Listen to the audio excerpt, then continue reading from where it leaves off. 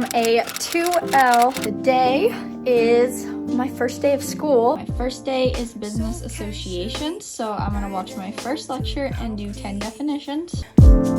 So bittersweet,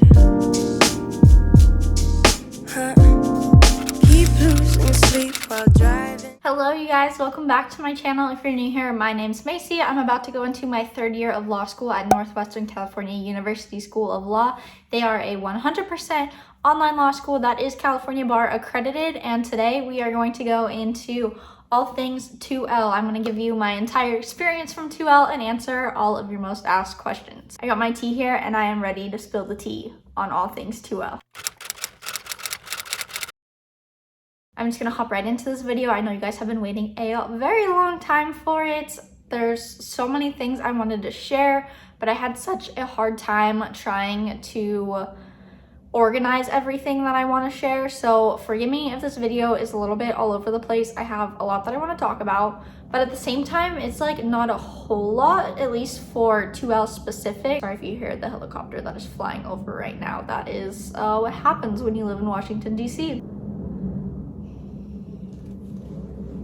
So yeah, there's just a lot that I have to say, but at the same time, not a lot is different from 1L. So if you watch my 1L wrap up, there's a lot of information in that video as well. I also have, I think, a Q&A that I've shared, and I have a whole video on my school specifically, how they run things. So if you're interested in any of those, I'll try to remember to link them down below. If not, they are on my channel, so you can go search for them there. I think it may also be time for an updated video about how my school specifically works. They have, I think, changed a couple little things, just how like lectures run. Nothing like too major, but I think it's just kind of overdue for one of those videos. It's been almost 2 years since I've filmed one of those. So let's hop right in and spill all the tea on my second year of law school. First off, my 2L classes. What were they? At my school for 2L, you take remedies, criminal procedure, business associations, and real property. So you take 4 classes. Second year students cannot take electives, but if you're a third or a fourth year student, you can. And probably my most asked question, because I didn't even realize I didn't share these, is what are the 2L books? I did my first year share my 1L books, and I have already shared my 3L books. I just showed you guys when I ordered them what they were. I did get them in, and once I actually start 3L year, I will just show them again briefly. But as far as 2L books, we had business associations, cases and materials on agency, partnerships, LLCs, and corporations. I don't have listed what edition that was, but I will link the exact one that I purchased. The school recommends that you can purchase within 1 edition, so that could like change by the time you go into your 2L year what edition that they're on. Sometimes they're updated if a new one comes out. Then for real property, we have contemporary property 4th edition. Remedies, we have remedies, cases, and materials. Again, it doesn't say which edition that one was. Criminal procedure also does not say which edition, but it's basic criminal procedure, cases, comments, and questions. So those are the 4 books. There are also the Gilbert's outlines that you can purchase. This kind of ties into one of the other things that I get asked a lot, but I did not opt to purchase the Gilbert's outlines for 2L year. There's so many different types of outlines on there, so if you don't like the Gilbert's, you can go with another one. I just don't find the outlines as useful. I feel like I learn better from the other materials, so lectures, readings, flashcards, that kind of thing. I also really like to use the professor's outlines to study off of. I think they're very concise. They tell you everything that you need to know. And the Gilbert's outlines and some of the other outlines, I just found that there's a lot of random information in there that maybe you need to study for the bar exam, but it's like stuff that you have a 1% chance of being tested on, and even if you do get tested on it, like it's going to be very minimal points off of it. So I would just rather not waste my money or my time on them. If you are going into your first year of law school, I would highly recommend that you do still go ahead and purchase them just until you are able to learn how you study and if they're useful for you or not, because I have talked to some people who love them. They use those to study more than some of the other things. Personally, not a fan. I would also recommend, if you can't afford to purchase the textbooks, because on 1L I spent like $900 on my textbooks. I had a mix of like used and new books, so it's not like I went and purchased all brand new. Some of them were used, and even for all 3 years still, some of the used books are still hundreds of dollars, which is insane. So what I recommend doing, and what I did last year and what I'm doing again this year, is renting my textbooks through Amazon. I feel like renting them is also like a little bit more sustainable. You're not like wasting resources on other books, and you will save a lot of money. I don't remember how much money I spent on 2L year. I want to say it was like under $100 for my textbooks to rent them, and this year I spent about $75. You get your rentals for like 5 months, I think.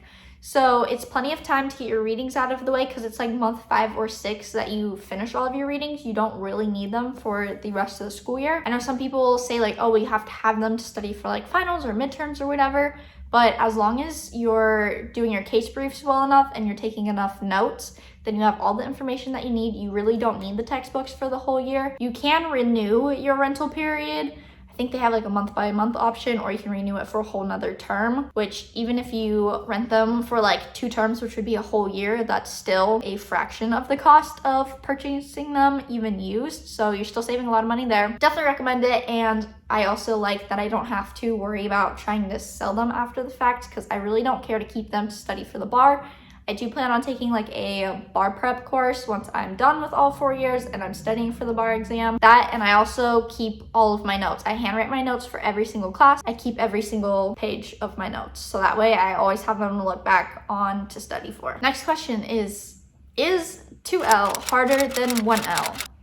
I got a lot of comments on this specifically because if you have followed me for a while, last summer I was extremely stressed planning for our wedding, especially because I was by myself in California while Zach was here in Washington, DC. I was doing a lot of it on my own with some help from our moms and family, but like all of the main things were falling onto me. So I was very overwhelmed, and people were saying that I was gonna be on academic probation for the rest of law school because I didn't study enough, blah, blah, blah. Never mind the fact that I only share portions of my life. I don't share my entire life, so you only see a small fraction of my life. But with that being said, I did not think 2L was harder than 1L.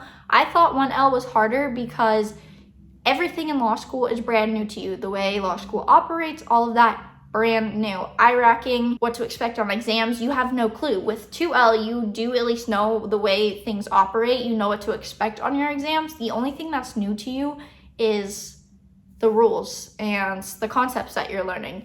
But even still, some of them overlap. So there are new things that you're learning, but then there are also things that you kind of learned at least the basics of in 1L, and they just all stack on top of each other.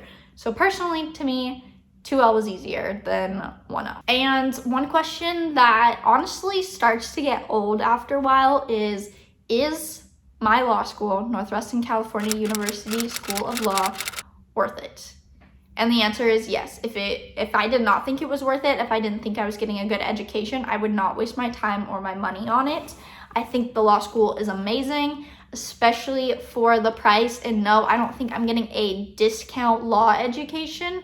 I think I'm getting the exact same education as anyone else at any other school. Now, granted, Yale and Harvard and all those Ivy League schools may be a bit better than the school that I'm going to, and if you want to go into big law, that may be your only option.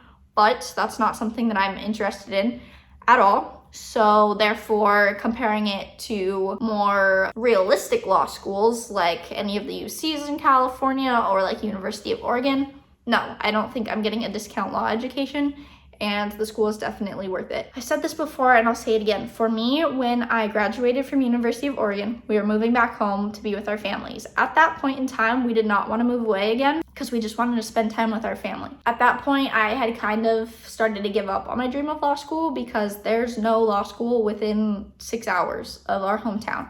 So it was not going to be an option for me. But because of the pandemic, several online law schools were able to get California bar accredited, which means I had the opportunity to be able to go to law school and be able to practice law in California. That alone was 100% worth it for me. And the fact that their tuition is very, very affordable is amazing because I also probably would not have been able to do it because of the cost. While Northwestern California University School of Law may be a fraction of the cost, literally all 4 years is still not even as much as 1 year at a brick and mortar law school. I don't think I'm getting a discount education. I am receiving the exact same education as everyone else, and we're going to be practicing the exact same job one day. All right, so let's get into a couple of little fun things. So my favorite class was probably real property. I don't know why, I just kind of found it the most relatable, and I actually was doing our taxes the other day, and last year was the first full year that we had owned our house because we closed with 3 days left of 2021. And I had to go back and look at our appraisal for our square footage of each of the units that we have because it's a triplex. And I actually noticed some terms on our appraisal that I had learned in real property, which was nice because now I understood what they meant and it didn't look like gibberish to me. So I think real property was my favorite. I found it to be the most relatable. My least favorite class was probably criminal procedure. I don't know, that one just they didn't have a whole lot to the class. You learned the Fourth Amendment, the Fifth Amendment, the Sixth Amendment a little bit, and touched on the Eighth Amendment. I don't know, I didn't find it all that interesting. I found it to be kind of boring, and it does stack upon criminal law, which I did like. Most people tend to like that class. That's where it has all of the fun, interesting cases, but I don't know, criminal procedure was just not that interesting to me. Now, the hardest class I would say was probably real property, only because a lot of the terms can be confusing to distinguish from one another, and there is just a lot that you have to know to that class. It's very heavy. However, I think once you dive into it, it does kind of start to make sense. So I don't think it's too difficult. And the easiest class I thought was remedies. Remedies was very straightforward. You learn a lot of the terms already in 1L year, so there's not a whole lot new to learn there. It kind of does dive a little bit deeper into some of those topics, but overall, I found it to be the very most straightforward. The outline is very simple. It's kind of more a formula where if something is like this, then you do this, which gives you this, I don't know if that makes sense, but I thought that remedies was the easiest class. Okay, so I am about to get into my 2L grades, which I know is what you guys are waiting to hear. But before I do that, I figured I would discuss the process for finals and exams. I've talked about this before in other videos, but in a year, you have a case briefs assignment, a definitions assignment. If you're in 1L, you have a quizzes assignment, but you don't have that for other years. You have a midterm thesis paper for each class. You have your midterm exam, and you have your final exam. The definitions, case briefs, and thesis paper are all pass-fail. Basically, if you do it and you don't plagiarize anything, you're gonna pass. The midterm exam and the finals exam are the only things that are graded. The midterm is worth 1/3 of your grade. The final is worth 2/3 of your grade. I still don't have my overall course grades back, and I don't have my cumulative grades back. I'm still waiting for those to be processed. Hopefully any day now. I think they were a little bit behind from being closed over the holidays, and then I was, farther in line in the queue. So just playing the waiting game at this point. But the midterm exam is open note, open book. You can do it whenever you want at home. You don't have to tell the school you're doing it. You just do it for all the classes and you turn them all in together. And that is just a hypothetical that they give you, and you just have to answer the question in IRAC format. So it's pretty straightforward. The final is also in the same format. However, it does have to be done with a proctor. So you can either choose to do it at a proctor in person, or you can do it online through Examity, which is an online proctor. You do have to pay for it. I think it's around $40, but I don't think that's too bad, especially to be able to take it at home. And in our hometown, my 1L finals, we didn't even have a proctor in person that was approved for the school, so my only option was to take them online. I did that for 1L, I liked it, so I did it again for 2L. And if you watch my 1L wrap-up video, I did talk about I had some issues with my proctor. I will say my 2L proctor was much, much better. So I think it just depends on the proctor that you use. So you do have a proctor. You have to upload a picture of your ID before you even schedule your appointment for your exam. And you do have to schedule it. You are able to change it at any point, but you at least have to have something scheduled.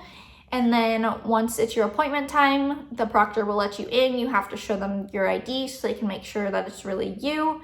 You get 8 sheets of blank paper. You have to show the proctor each sheet of paper. You have to show the proctor around the whole room. And I think that's about it. And then you get 1 hour per exam, but you have to do all of them at one time. So it's 4 hours total. You don't have to spend an hour on each exam. You can divide your time up however you'd like. So if one class, you know you're really good at it, you do that one first, you bust it out in 45 minutes, you have a little bit extra time that you can spend somewhere else where maybe you need more time. So that's pretty nice. If you are in like 3L or 4L and you take an elective, then you might have more than 4 classes.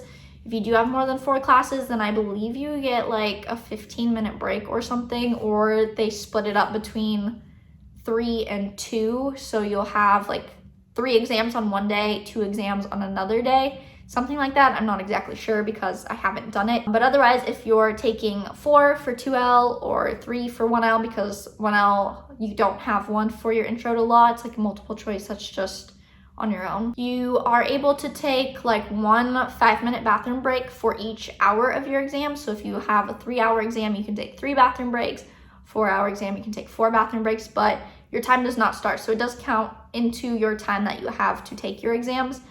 I think I've taken like 2 bathroom breaks. I'll take one like about a third of the way through and another one like 2/3 of the way through. I think it also helps to like just kind of have a mental break anyways, and then come back to your exam with kind of a fresh viewpoint, I guess. Sometimes you just need to give your brain a break, you know? That is the process for the exam. Hope I covered all of that. You are not able to copy and paste anything on the program that they use, and they do not have spell check, I don't think.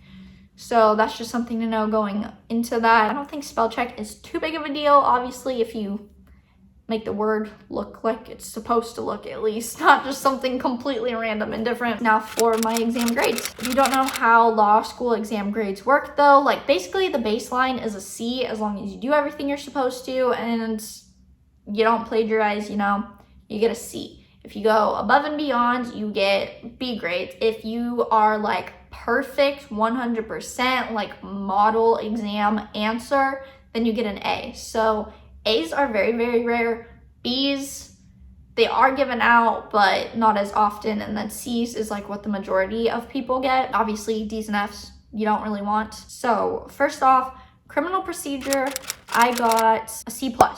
So I missed a couple of sub issues and I just needed to go into more analysis, which if you know from my 1L videos, that was the same issue that I was having there. But I feel like I focused too much on not overanalyzing, that I tend to underanalyze. Real property, I got a C. Remedies, I got a C, which I thought I would do better on that one, but I did not. I missed 1 major issue and then a couple sub issues, and again, my analysis. And then business associations, which I was surprised, and I wish I remembered more of what the business associations exam was. I don't really remember any of my exams at this point, so I wish they included a copy of it with your answers, just so you can look back on it. I got a B, not a B minus, I got a B. So I was very, very proud of that. All in all, I'm very happy with my exam grades. I know I'm gonna get some comments that tell me my grades aren't good enough, blah, blah, blah, blah, blah. I know I did good, especially with how overwhelmed I was for 2L year. I know for a fact I could have done better. I know I did not do as much as I could have. I was way too busy with wedding stuff, which preoccupied my mind.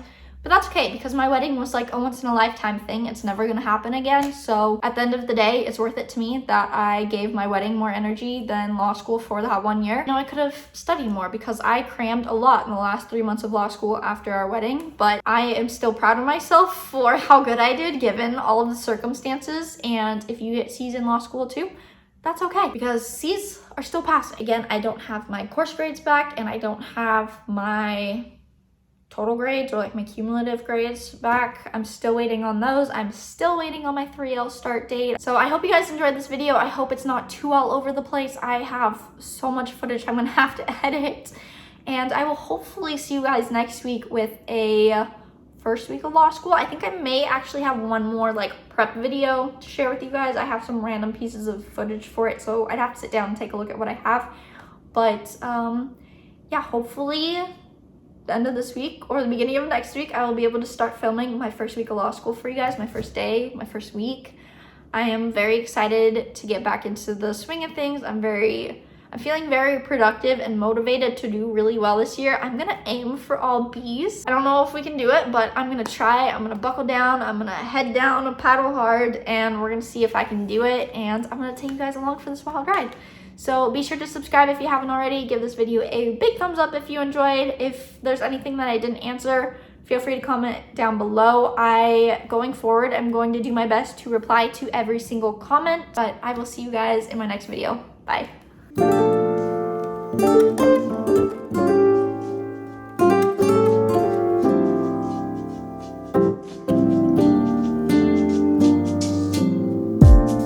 So casually keep diving into concrete. So bittersweet.